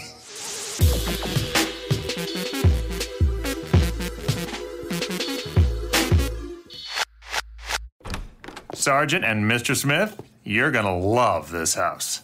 Bunk beds in a closet? There's no field manual for finding the right home. But when you do, USAA Homeowners Insurance can help protect it the right way. Restrictions apply. Segundo bloco do programa, não paro de ouvir. Renan Guerra, o que é esse bloco? Neste bloco a gente traz as dicas mais quentes da web. Tão quente que a nossa amiga Isadora passou mal, desidratou, desmaiou no chão da sala e teve que sair desse bloco, mas seguimos os três. Vão lá no Instagram dela e fala: melhor Isadora, beba água e se hidrate. E temos discos da semana, temos muitas coisas pra conversar, porque foi vários lançamentos. Semana mais intensa do ano até agora, várias coisas. Já tava meio programado, né, que dia 28 tinha muitas coisas já agendadas de discos que a gente veio falando durante as outras semanas já dos singles. Vamos começar pelo grande lançamento nacional da semana, porque Marina Sena voltou com Coisas Naturais, terceiro álbum de estúdio da cantora e compositora mineira. Trabalho tem direção musical e produção do Jean Lusca, que já trabalhou com muita gente foda que a gente gosta. O disco ainda conta com participação de Gaia e Nene na faixa Toquitô, Santa Marta em Doçura. Teve um single lançado em dezembro do ano passado e voltou agora. Eu senti uma volta da brasilidade como a gente estava esperando muito, mas eu quero saber de vocês o que vocês acharam desse novo álbum da Marina Sena, Renanzinho. Para começar, eu achei muito interessante a escolha das participações. Eu acho que ela circulou por muitos espaços muito grandes e muito pops, e ela poderia ter ali se colocado nesse espaço de fazer parcerias que eram muito mais para alavancar streamings, que é o que a maioria dos artistas faz. Sim. Mas fica muito claro que são parcerias de coisas que ela tá interessada, de artistas que ela tá interessada em trazer para perto dela. Achei isso muito bonito. Perfeito. Segundo, achei toda a parte estética, visual que ela fez acompanhando o disco algo importante pro lançamento e para que isso conversasse com as pessoas ali que estavam esperando isso dela. Acho que isso também foi interessante. E sonoramente, a gente, pra quem tá nos ouvindo nesta quinta-feira, a gente gravou esse episódio na terça. Então a gente teve um dia pra ouvir esse disco. Eu ouvi poucas vezes ainda, não deu tempo de absorver todas as coisas, então é meio que uma avaliação prematura aqui. Mas acho interessante dizer que me surpreendeu positivamente, assim, algumas viradas. Achei muito bom como ela dialoga com referências que ela sempre citou, que são essas referências da MPB clássica, sem ser subserviente a elas. Eu acho que tem uma coisa que dialoga muito com o pop de hoje. Ela traz esses signos que são referências para a atualidade, que eu acho que é o mais importante, porque a gente não quer pastiche de novo de coisas que as pessoas... Gal Costa parte 2. Ninguém quer isso, a gente quer coisas novas. Eu acho que tem esse interesse pop, assim. Então eu acho que ela soube dosar aqui os caminhos de uma forma interessante. Eu acredito que vai ser um disco que deve crescer pra mim aqui nas próximas audições. Eu concordo bastante com o Renan. Eu acho que é um disco bem diverso, assim, eu ouvi algumas vezes hoje. É isso, assim, ele vai pra muito canto, mas ao mesmo tempo faz muito sentido, assim, essa linguagem pop dela. Consegue conversar com funk, consegue conversar com, sei lá, tipo, música brasileira anos 70. Tem uma faixa lá que vai pra um rockão meio anos 60, assim. Anjo é minha favorita. E todas as músicas se conversam bem, assim, acho que a produção amarra tudo muito bem. Acho que a voz dela tá muito bem, assim, tá muito bem usada. Acho que muito melhor do que no disco passado, por exemplo. E eu não sei, acho que conversa muito bem com essa nova fase, assim. A estética dela também tá maravilhosa. Enfim, é um disco que ainda não ouvi tanto assim, mas acho que também vai crescer, assim. Me parece uma volta porque ela fez ali no... Não sei se exatamente no primeiro, mas de estar se divertindo, assim. Acho que o segundo disco foi uma coisa meio mercadológica. Essa não, acho que essa ela aposta nas coisas que ela quer e que ela gosta e tudo mais, assim. E você, amigo Kleber? Cara, eu senti uma verdade, assim, muito grande dentro desse disco. Eu consigo perceber ecos de muitas coisas. Tem ecos de Gal Costa, tem ecos de Tulipa. Uma canção ali me lembra Luísa Lian. Tem uma coisa de... Lucas meio Rita Lee, uma delas também. Rita Lee, eu sinto Marisa Monte, eu sinto vários artistas, mas eu sinto muito a Marina Sena, que é uma coisa que a gente sentia já no primeiro disco.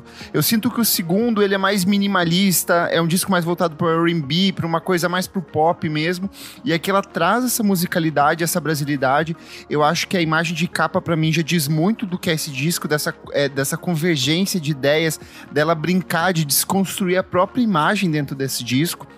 Gostei muito de como ela fez a divulgação dele, que ela chamou os fãs, foi mostrar pra eles, se não me engano, no auditório do Ibirapuera, fez uma apresentação do disco lá. Então eu senti que o negócio do meme lá do ela quer ser sub, mas ela é artista, é muita verdade, assim, eu sinto que ela conseguiu se reconectar como cantora e testar coisas que pareciam ter se perdido no disco anterior e tensionar outras aqui dentro desse disco. Anjo, pra mim, assim, é um espetáculo. Eu tô viciado em Mágico também, que tem um cheirinho de Let's Get Physical. A melodia parece muito parecida, só que adaptada pra Mágico. Tô de novo, saiu ontem, estamos ainda digerindo ele, mas com certeza é um disco que vai crescer muito nas próximas audições. E quero ver ao vivo, porque tem cara de ser disco pra ser tocado com banda em cima do palco mesmo, sem... As guitarronas das músicas, pô, funciona bem. Uma boa surpresa. Mas vamos pro segundo aqui, que eu quero saber de Renan Guerra, o que você achou de Perfume Genius com Glory? Você entrou nesse Glory Hole, meu amigo? Eu entrei e ele era dark e triste, e acho que isso me encantou muito. Porque os primeiros singles que ele nos apresentou, eles eram muito mais guitarrudos e pesados e tudo mais. E até hoje eu sou muito apaixonado pela primeira fase do Perfume Genius, que era ele, um piano e a depressão. E eu gosto muito dos primeiros 2 discos do Perfume Genius por causa disso.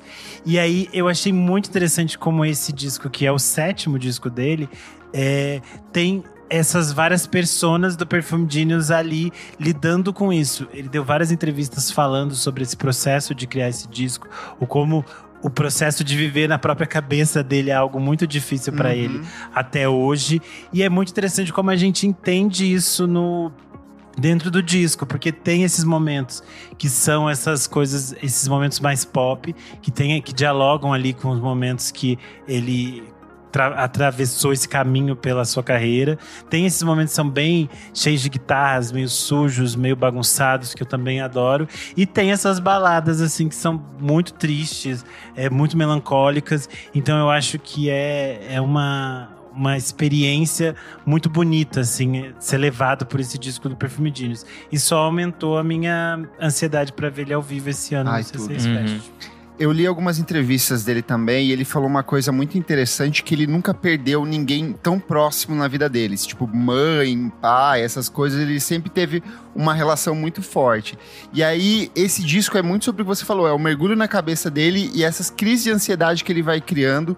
Eu acho que todo o projeto gráfico, que são fotografias do Sion, diz muito sobre isso, porque a gente vê ele caído numa coisa meio dramática, meio diva performática, e tem sempre o namorado dele, né, que é o Alan Wyfoes, que é também o principal parceiro de composição dele, meio que como essa figura presente, mas que tá meio perto, mas nem tão perto. Então tem essa questão dele tentando se entender com ele mesmo. Vale dizer que é mais um disco produzido pelo Blake Mills, que trabalhou recentemente com a Japanese Breakfast, trabalhou com Fiona Apple, com muita gente foda. E é muito curioso que o primeiro disco dele é de 2010, e aí a gente, de lá pra cá, a gente não tem uma unidade sequer de disco ruim dele. Todos os discos dele, assim, são nota 8 pra cima, assim, excelente. E esse disco, pra mim, é muito de um cara que tem um domínio total da própria obra, sabe exatamente onde ele quer chegar. Eu acho que ele não tem, assim, grandes surpresas, grandes reviravoltas, como a gente tinha tido no disco anterior, que era uma coisa mais de um espetáculo teatral. Mas é tudo tão bem encaixado, bem pensado, assim, que é muito difícil você não embarcar na viagem que ele propõe ali. Nossa, eu tive uma surpresa com esse disco. Pelos singles eu achei que seria uma coisa, bem essa coisa que a Ana falou, mais guitarrão, assim, mais performático, mais diva. E no fim é um disco bem melancólico, assim, é bem... ele pegou as gays do pulo, falaram, elas acharam, vai ter guitarras e salto alto. E ele falou, mas o salto vai quebrar no meio da festa e você vai passar vergonha. E você vai se culpar durante uma semana por essa vergonha que você passou. Foi isso que ele falou. E Lucy Dacus, Renan Guerra, que lançou Forever is a Feeling, o que você achou? Eu gostei do disco. Eu confesso que eu acho a capa, pra mim, já é a capa mais feia do ano. Eu acho essa capa muito feia. Ela muito é bem feia. brega. É muito brega. Tipo assim, é a primeira vez que ela vai aparecer de um outro jeito, que não era, tipo assim, super Butch Queen. E aí eles fazem essa coisa horrorosa em volta. Eu achei, assim, muito esquisita essa capa. Mas eu gostei do disco. Eu gosto muito da Lucy Dacus, eu gosto dela como compositora. Eu acho que não é, tipo, a coisa mais super criativa dela, mas eu ainda assim embarquei e acho um disco muito bonito. Você não gostou? Eu tô digerindo porque saiu ainda muita coisa, mas eu sou eterna viuvinha do Historian, aquele disco de 2018 dela. Eu sinto falta dela ter coisas mais carregadas, mais drama, mais peso ali, tipo Night Shift, pra mim é uma das grandes canções dos últimos 10 anos. Eu sinto que esse disco tem momentos interessantes, mas ele fica meio que flat na maior parte do tempo, sabe? Assim, eu sinto que eu lembro que até quando a gente falou dos primeiros singles, o Nick falou: uma das músicas é muito boa, a outra música é nhé. E aí eu fico com essa sensação o disco todo, sabe? Tem música muito boa, e aí a outra, assim, tipo, acaba meio que é aquele disco que você começa a ouvir, e de repente você fala, acabou, e você não consegue criar apego, assim. Então, eu confesso que eu tenho que ouvir mais vezes, mas essa foi a minha percepção inicial, assim. É que eu acho que ela tá numa fase de transição na vida particular dela, de um modo geral. Ela era uma artista indie, fazia coisas completamente para um nicho específico, que são esses discos iniciais que a gente gosta muito. E aí, quando ela entra no Boy Genius, ela entra num looping que eu acho que nem ela imaginava onde isso ia dar. E aí, para complicar essa equação que já era muito grande, que era o fato de que ela estava lidando com a perspectiva de ser uma grande rockstar e de ter adolescentes correndo atrás dela, ainda tem o fato de que ela se apaixona pela Julian Baker e, tipo, elas tentam preservar esse relacionamento porque elas estavam num furacão. E aí, agora, quando elas expuseram esse relacionamento, elas entraram num novo furacão, porque aí o disco da Lucy Dacus ficou, tipo, em quinto plano e as pessoas só querem saber do namoro dela. Então, eu acho que esse é um disco de transição, amigo. E eu acho que no futuro deve vir algum grande disco dela sobre toda essa experiência que tá sendo o fato de o PR ter dito, não, divulga assim que você tá namorando a Julian Baker antes de você lançar um disco. Vai dar super certo, vai chamar a imprensa. E a imprensa falando disco, eu nem ouvi, nem vou ouvir. É verdade. É que a Julian Baker também vai lançar disco novo com a Torres por aí, né? Então, deve ser isso, assim, a exposição dupla. Enfim, eu, se eu fosse ela, não deixava lançar disco contra sapatão. Mas seguindo aqui, Nick Silva, quais são as suas outras dicas da semana? Bom, vou rapidinho aqui porque tem algumas. A Samia lançou essa semana 2 faixas bem bonitinhas, Hole in a Frame e Paints. Esse é as primeiras coisas que ela tem lançado desde 2023, quando ela lançou o Honey. Eu não sei, eu gosto bastante da Samia, ela tem um rockzinho meio lo-fi, assim, bem bonitinho. O próximo disco dela vai chamar Bloodless e vai ser lançado no dia 25 de abril. E além dessas duas, só porque ficou meio ambíguo, ela já tinha lançado outras 2 músicas também, tá? Eu acho além que eu não dessas vi duas que ela não. lançou agora. Isso, não é a primeira coisa. Ela lançou 2 antes e agora lançou essas 2 em conjunto. Tá bom, vou ouvir essas outras 2, porque essas são bem boas eu gostei também. Bastante. E vai fazer parte desse próximo disco dela, que chama Bloodless, que será lançado no dia 25 de abril. Enfim, 2 faixas muito bonitinhas. Uma é curtinha, tem tipo 2, 3 minutos, a outra tem quase 7. Muito boas as 2. Mais uma faixinha muito boa é o Tortoise, que voltou depois de 9 anos sem nada. Lançou a faixa chamada Oganesson. Não sei como se pronuncia, desculpem. A primeira coisa que eles lançam desde The Catastrophist, de 2016. Tortoise, pra quem não conhece, é um dos ícones do post-rock jazz ali de Chicago. É uma banda fodida de boa. Eu e Kleber temos um clássico sobre o TNT. Um dos discos mais clássicos deles. Enfim, faixa meio lounge, meio easy listening, assim. Eu gostei bastante dessa faixa. Mais uma diquinha é o Fox Warren. É um quinteto canadense que tem entre os seus membros o Andy Schauf. O Andy Schauf eu já falei bastante por aqui nos anos de programa. E essa banda lançou um disco homônimo lá em 2018 e depois deu uma sumida, assim. E agora eles voltaram com um disco chamado 2, que vai ser lançado no dia 30 de maio. E a primeira faixa que eles lançam como single chama Listen to Me. Parece bastante Andy Schauf, assim, se você gosta desse folk rock canadense do Andy Schauf, vai nessa. É bem verborrágico, assim, ele narra umas cenas de uma briga entre um casal, e tá bem legal essa faixa. Mais uma diquinha aqui é o Gabriel Ventura com O Que Quiser de Mim. É o segundo single que ele lança pro segundo disco dele, que chama Pra Lembrar de Insistir. O primeiro que ele tinha lançado é O Que Quiser de Mim. Enfim, é maravilhoso, assim, eu gosto bastante do Gabriel Ventura, ex-membro da Ventre. E não sei, ele tem dialogado muito mais com música brasileira. Eu falei no primeiro single que eu achei que era uma coisa um pouco mais Radiohead, mas nessa ele de fato mergulha bastante nessa coisa bem brasileira, assim, uns timbres mais quentes, assim, de violão e tudo mais, muito bonito.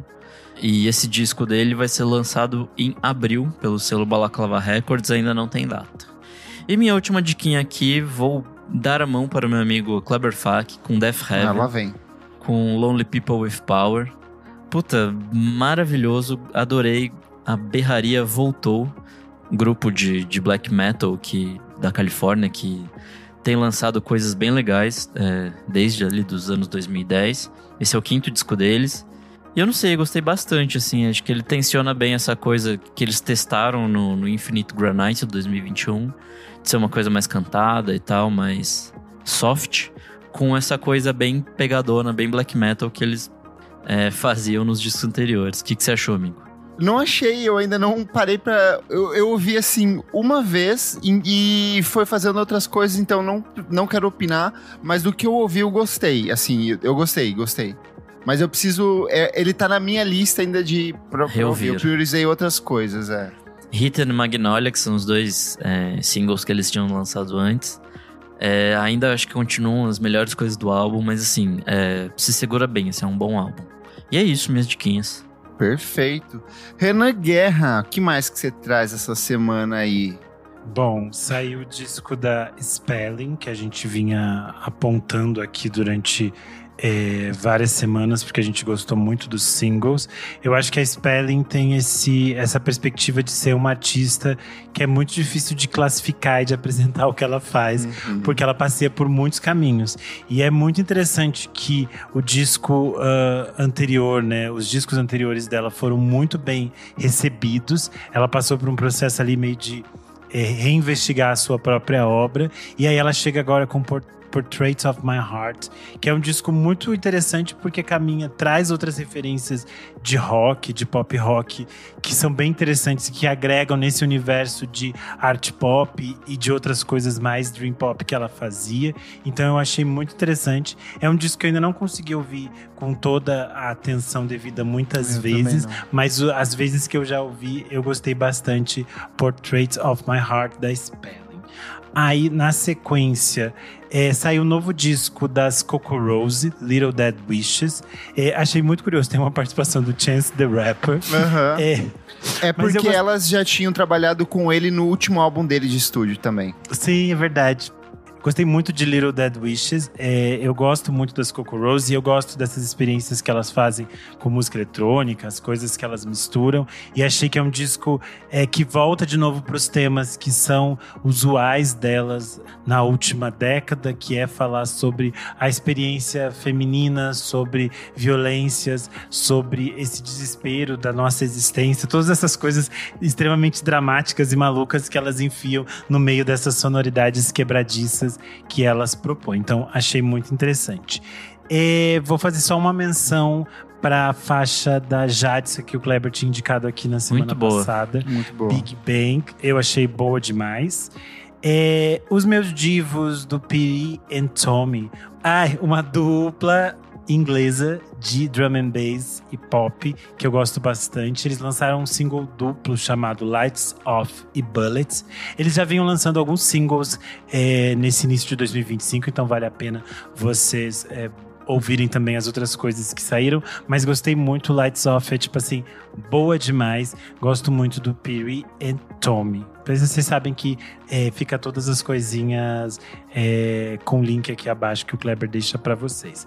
E por último, saiu o primeiro single, na verdade, do DJ e produtor Milos Kaiser. Ele é conhecido por diferentes... Vamos junto, amigo. Amei. Ele é conhecido por diferentes remixes. Muitas pessoas podem conhecer os trabalhos que ele já fez para Duda Beat, para Fernanda Abreu. E esse é o primeiro single autoral dele, que se chama Te Quero Perto. É uma produção de house ali com uma pegada de referências brasileiras. Então traz um pouco daquelas coisas meio Marcos Valle, meio anos 80. Ele falou que ele pensou essa música feita para Paula Toller cantar no Kid Abelha nos anos 80.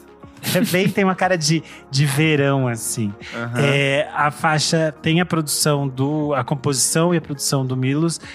Tem o vocal da Juliana Paiva e tem uma produção adicional do Paco Cabana, Bernardo Pinheiro, Zopelar e Gabito.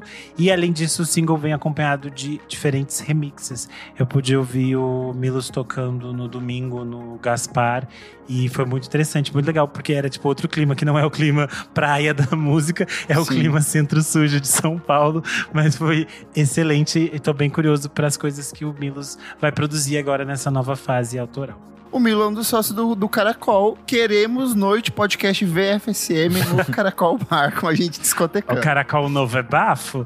Ele aqui do lado de casa, na Barra Funda agora, né? Ele é imenso, a parte de cima é bem pista, ficou super legal. O dia que a gente foi lá foi bem legal. Muito bom. Ai, saudade dos drinks. E pra fechar, um lançamento que eu estava assim, não ligando nem um pouco, não estava interessado, não era uma coisa que estava me atraindo, que é o lançamento do próximo disco da Miley Cyrus, o Something Beautiful. E aí ela lançou 2 singles, né, que são 2 faixas. Tem a primeira faixa, que é a faixa de abertura do disco, que é Preludes, e a segunda faixa, que se chama Something Beautiful mesmo, que é a faixa título. E eu fiquei muito surpreso pela produção das 2 faixas. Eu achei muito interessante como é bem construído, como tem assim uma densidade que o disco anterior dela não entregou, porque o disco anterior dela, tipo, prometeu que ia ser, tipo, uma grande... Era aquele dos anos 80? Não, era o Endless Summer Vacation, que é o que tinha Flowers. Ai, Flowers, nossa, não. Flowers é uma boa música, foi esgotada na balada, mas é uma música ótima, só que o resto do disco era, tipo, nada a ver, tinha a Cia, umas coisas que é, tipo assim, meu Deus.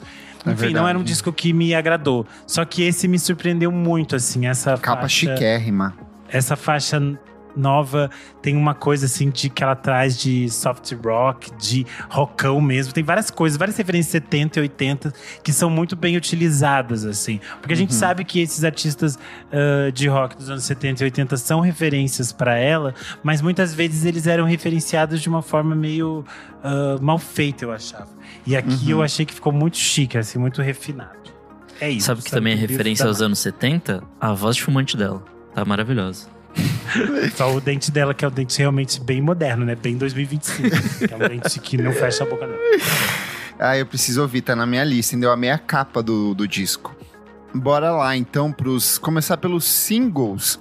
Clara Bicho, cantora e compositora mineira, vai lançar o primeiro EP dela pelo selo Bolo de Rolo, que é um dos braços do selo Rocambole. O trabalho vai ter produção de uns meninos do Pluma. E ela lançou recentemente Cores da TV, que é uma parceria com a Sofia Chablau. Um indie pop bem gostosinho. Eu tô desde o ano passado com ela na lista pra trazer aqui, que eu esqueci de trazer. Ela fez uma música com exclusivos cabides ano passado, eu também esqueci de trazer. Foi meio que na finaleira do ano, assim. Mas eu gosto muito do som dela. Eu não sei, me lembra uma atmosfera meio Clairo, só que sem o dinheiro de um pai milionário por trás, assim, uma coisa mais real, com um pezinho de MPB, um pop rock bem descompromissado. Eu acho que quem gosta de Pluma vai gostar, quem gosta de exclusivos cabides vai gostar. Bem gostosinho, tô ansioso pra ouvir esse primeiro EP da Clara Bicho. Quem voltou finalmente, que vai lançar o primeiro álbum de estúdio em 7 anos, é a Negra Lee. Ela lançou recentemente a faixa Fake, em que ela reflete sobre as falsidades da vida ali, e a mulher está impecável, uma voz, uma rima, um sabor, uma estética belíssima no material de divulgação. O último álbum dela foi o Raízes, que eu acho que eu cheguei a comentar quando saiu há muito tempo atrás, e ela volta agora com essa faixa. Estou ansioso pro disco que deve sair ou em abril ou em maio, não tinha a data ainda definida. Quem anunciou também um novo álbum de estúdio é Caliuches. O álbum se chama Sincerely, sai no dia 9/5 pela Capitol. É o primeiro álbum dela na Capitol, ela deixou, acho que era Interscope, que era a gravadora anterior. E ela lançou essa música que se chama Sunshine and Rain. Me lembrou uma coisinha meio Lana Del Rey, assim, uma coisa meio pop 60s. É menos psicodélico que os últimos 2 trabalhos, que por sinal a gente ama, mas assim, tinha o mesmo requinte. Eu amo a estética dela, peituda gostosa, autorreferencial ali. Então eu tô ansioso para o que vem aí. E o último na categoria dos singles aqui, This in Blood, é uma parceria entre a Rashika Nayar, que eu já recomendei há um tempo atrás, e a Nina Keefe. São 2 compositoras, produtoras, multi-instrumentistas, fazem música bem experimental, maluca, colagens mil. Elas vão lançar esse primeiro disco desse projeto chamado Sin in Blood, leva o mesmo nome também. O disco sai no dia 18/7 pelo selo Smuggler Way, que eu acho que é delas, com distribuição da Domino, e elas lançaram 2 músicas. Uma se chama It's Change, que tem participação da Willie Seagal, Kate Day e Juliana Barwick, 2 delas a gente já recomendou aqui. E uma outra música que se chama Blue Rags, Rag in Wind, com participação de uma artista chamada Amigoni. Bem bom, é experimental, art pop, eletrônico, é meio inclassificável assim, fiquei bem encantado com o conceito. Às vezes é pro post-rock, vai pra música eletrônica. O conceito do disco é meio que voltar para as imagens da infância delas. Tanto que a capa do disco é aquele cachorro grande do que voa do História Sem Fim, assim, achei bem interessante, tô ansioso pra ouvir esse disco aí. Agora, chegando nos discos, eu tive que dar preferência pra algumas coisas aqui, porque saiu muita coisa foda. A coisa que eu mais gostei, além, obviamente, de Perfume Genius e Marina Senna, é o Destroyer com Dance Boogie, que é um disco que eu já vinha comentando nas últimas semanas. Tá muito bom. Eu acho que o Dan Bejar, assim como o Mike Hedges, é um desses caras que tá nos últimos 10 anos lançando só pedrada, só disco bom, e esse não é diferente, então maravilhoso. Queria muito ver um show deles por aqui, assim, eu sei que é uma banda mega indie, torceria que um dia viesse pra um Balaclava ou coisa do tipo. Balaclava Fest faz sentido. Um que eu tenho certeza que você vai gostar, Nick Silva, Sharp Pins. É o projeto paralelo do Kai Slater, que é um dos integrantes do Lifeguard, que é uma banda que eu sei que você gostou, que você já trouxe aqui. E eu tenho certeza que o Lifeguard vai acabar, porque ele lançou esse disco que se chama Radio DDR. É muito bom. É um disco que cheira a Beatles, cheira a Kinks, mas cheira principalmente essas bandas dissidentes, tipo, crias desses artistas, tipo Guided by Voice, Teenage Fan Club, Always, lembrou muito Always pra mim. Gosto. É bem power pop, bem pop rock anos 60, 70, canções de amor, canções de tristeza, um fundinho lo-fi, assim, uma estética meio Pavement também. Gostei demais, assim. Eu lembro que quando saiu o primeiro disco, eu falei assim, ok, e agora esse, assim, é muito bom. Melhor, infinitamente melhor do que o Lifeguard. Tenho certeza que ele escondeu várias canções pra não compartilhar com os caras da banda. Quem lançou hoje, na data que estamos gravando, um disco surpresa foi o Skrillex, com Fuck You Skrillex. You think you are Andy Warhol, but you are not. Muito bom. tem, eu acho que 34 faixas, mas todas têm, tipo, 30 segundos, 1 minuto. E ele é meio que tudo amarradinho. E aí, entre as participações especiais, tem o John C. do Sigur Rós, tem Boys Noise, tem o Dylan Brady do 100 Gags. Ele é um disco meio conceitual. Ele abre o disco falando, esse disco foi feito para ser ouvido do começo ao fim. Então ele tem 40 minutos de duração. Assim, é um disco, apesar do número excessivo de faixas, ele é um disco bem rápido até. Vai pra questão do dubstep, pro brostep, mas ainda relacionando muito com essa eletrônica atual, assim. O Skrillex deu essa repaginada nos últimos anos, começou a andar com Forte, com Fred Again, e eu acho que ele incorpora muito disso nesse novo álbum. Seguindo aqui, ó, Shuki Mamani Kondori e Joshua Shukia Crampton. O Shuki Mamani Kondori é um projeto que eu já trouxe aqui em outro momento. É uma identidade nova criada pela Lysia Crampton, que é uma produtora, musicista que faz um som mega experimental. Eles lançaram o disco com a capa mais feia do ano. Ele se chama Los Tutanaka. É um disco que vai misturar música andina, guitarra, experimentações, colagens épicas, malucas, sons bizarros e estranhamente funciona. Eu sinto que é um Nicolas Jarre chapado de peiote, assim, é meio louco, é muito maluco, são umas músicas construídas meio que, tipo, eles criam uma base e eles vão meio que acrescentando coisas em cima disso, então no final, assim, tá uma fritação maluca, tem só no Bandcamp, não tem nas plataformas de streaming gerais, e gostei demais, assim. Seguindo na linha maluquices do Kleber hoje aqui, Aya, que é uma produtora, cantora e compositora inglesa que eu já vinha falando, lançou pelo selo Hyperdub o álbum Hexed, também de colagens e experimentações mil, umas rimas malucas no meio do nada, assim, gostei demais. E para fechar aqui, um disco mais contemplativo, mas também no campo da experimentação, é o novo álbum do Jeffrey Cantu Ledesma, que eu já trouxe algumas canções e trabalhos dele aqui. É um disco bem de ambiente, ele tem uma carreira bem extensa, com trabalhos que vão desde o shoegaze para música ambiente, para música minimalista. E esse disco aqui ele vai para uma coisa meio transcendental, mágica, a capa é lindíssima, tem muito de colaborador dentro do disco, tem um destaque para percussão, que é uma coisa que sempre é muito restrita nos trabalhos dele, ele sempre mexe muito mais com a guitarra e com as texturas drone, e esse disco ele dá uma ampliada nesses horizontes dentro do trabalho, e achei sensacional. Renan, que eu sei que gosta de Larage e gosta de Brian Eno, dá uma passeadinha aqui, que a música de abertura, ela tem 20 minutos, mas assim, ela cheira muitas canções do Larage, assim, é um Larage sintético, porque o Larage faz, sei lá, música de 3 horas de duração, então vale muito a pena. É isso, muita coisa, como o Renan já falou, as dicas ficam listadinhas aqui no Spotify, e já corre pra ouvir, porque semana que vem tem mais uma leva de grandes lançamentos ainda chegando pra mexer com o mês de abril. Vamos pro próximo bloco do programa, Você Precisa Ouvir Isso.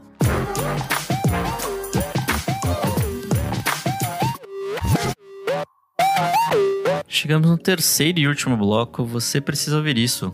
Renan Guerra, o que é esse bloco? Nesse bloco a gente dá dicas atemporais. E o que você traz de atemporal? Eu trago algo bem temporal, que é no caso um festival que se inicia hoje, no dia que este episódio está indo ao ar, que é o festival É Tudo Verdade, It's All True, é a 30ª edição do festival. Ele acontece no Rio de Janeiro, em São Paulo, dos dias 3 a 13 de abril. Todas as sessões são gratuitas. O festival depois tem um segundo pedacinho, digamos assim, no streaming do Itaú Cultural, porém as exibições principais ficam concentradas nesses dias do dia 3 ao 13 de abril.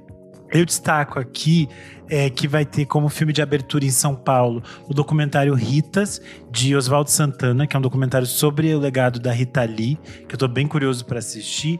E a abertura no Rio de Janeiro vai ser com um documentário chamado Viva Marília, do Zelito Viana, que revisita a história da Marília Pêra. Então eu também tô bem ansioso para ver. Tem várias coisas, tem muita coisa mesmo, gente, na programação deles. É muito boa, vale vocês acessarem o site e ficarem de olho em todas as coisas que tem. Mas as coisas que me chamaram a atenção é um documentário chamado Copan, que é sobre os moradores do Copan e como que se organizam um condomínio condomínio com mais de 5 mil moradores, que eu achei bem curioso. Vai ter a estreia de Rua do Pescador número 6, que é o documentário que a Bárbara Paz gravou durante as enchentes do Rio Grande do Sul. Tem uma programação extensa de documentários internacionais. E, além disso, eles têm uma mostra especial que é uma retrospectiva do Vladimir Carvalho, que é um dos nossos grandes nomes do documentário brasileiro. Então tem, por exemplo, a exibição de Barra 68, Sem Perder a Ternura, que é o documentário sobre o Darcy Ribeiro dele. Tem várias coisas muito interessantes. Tem o Rock Brasília Era de Ouro, que é o documentário dele sobre a geração do rock da cidade de Brasília nos anos 80. E além disso, eles, como o festival está fazendo 30 anos, eles vão exibir alguns filmes clássicos do festival. Então eles vão fazer uma exibição especial de O Velho, a história de Luiz Carlos Prestes, filme do Tony Venturini de 1997, e vai ter exibição de Cabra Marcado para Morrer, do Eduardo Coutinho, que também é um filme muito especial. As exibições são aqui em São Paulo, na Cinemateca Brasileira, no Cine Sesc, no CCSP e no Instituto Moreira Salles. Já no Rio de Janeiro, elas são nos cinemas do Estação Net de Botafogo e do Net Rio, e também na nova sala José Wilker do recém-inaugurado Cine Carioca em Laranjeiras. É isso, então vale a pena aproveitar, porque é de graça. Quem for dessas duas cidades tem muita coisa para ver, tentem assistir pelo menos uma coisa, que eu acho que já vale a pena. Pô, massa demais. Menino Kleber Fak, sua vez. Começar por uma dica de série. Não sei se você chegou a recomendar a 3ª temporada de Invencível. Era a minha dica hoje. Era a sua dica? Então vamos junto aqui, que eu tô gostando demais. Invencível, série da Amazon Prime Video, uma animação violentíssima. Dentro uma desse desanimação, né? Porque é uma desanimação, principalmente nessa temporada. Mas eu gostei muito do roteiro, eu ainda não terminei ela. A história tá excelente, assim. A 2ª temporada foi bem divisiva para algumas pessoas. E quando eu fui assistir a recapitulação, eu falei, cara, acontece muita coisa na 2ª temporada, que eu acho que é muito bom também. Mas essa, assim, tá com mais ritmo, outras discussões, mais gente morrendo, mais sangue. Uma cena de 2 pessoas dando um soco na cabeça de uma pessoa explodindo em sangue é uma coisa que sempre me deixa feliz. Então, vale muito a pena você que gosta de uma boa violência. Tá curtindo, Nick? Eu já terminei. Terminou no meio de março ali, eu vi todos os episódios junto ali. Essa era a minha dica, porque é a minha dica pandêmica, né? Já que estamos num programa sobre pandemia, eu lembro de também assistir a 1ª temporada enquanto eu estava internado. Então, por isso minha dica. Mas enfim, essa 3ª temporada, de fato, ela tá com um ritmo muito melhor. Acontece coisa pra um caralho, assim. Migo se prepara para os últimos 3 episódios. Ei. O 7º e o 8º são maravilhosos, assim, tipo, é porradaria sem freio. Eu nem sei mais qual que eu tô, acho que eu tô no 5º, 6º, não sei. Eu parei quando fogem os da cadeia. Então você deve estar no 5º, do dragão maluco lá? Não, quando volta o leão lá.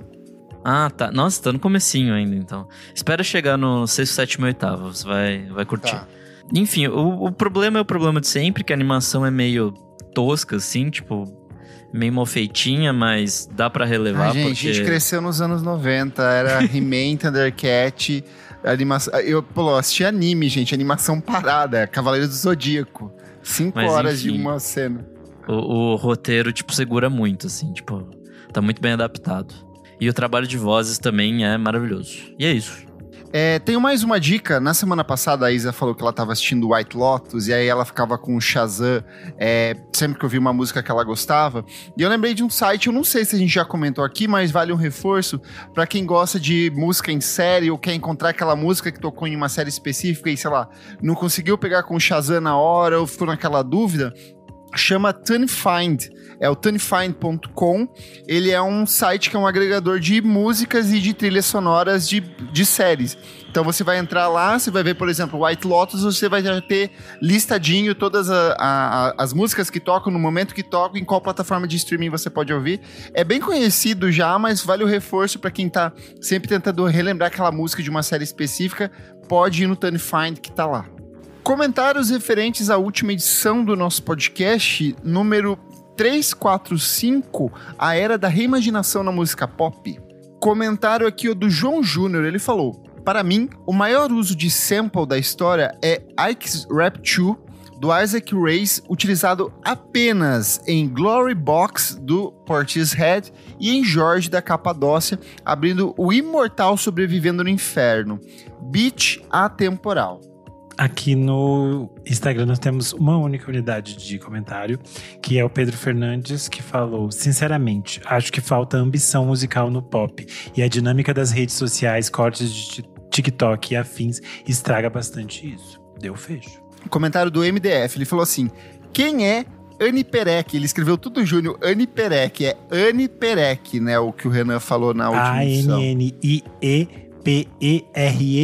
O disco dela de 88, 89 é absurdo, gente. Eu teve uma época que eu fiquei completamente psicótico nesse disco.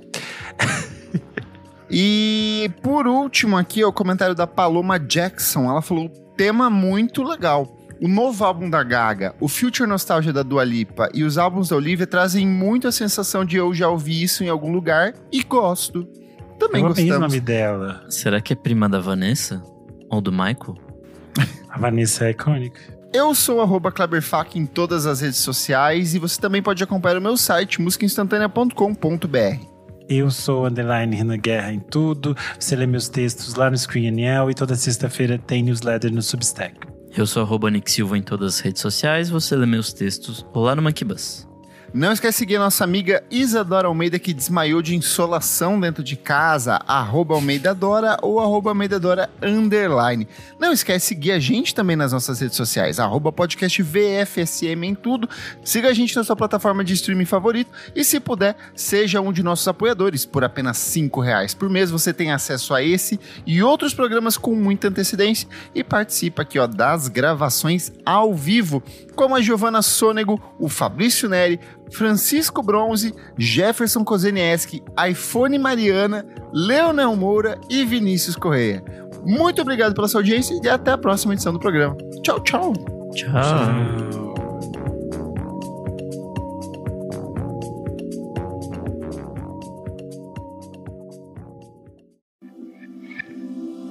Esse podcast foi editado por Nick Silva.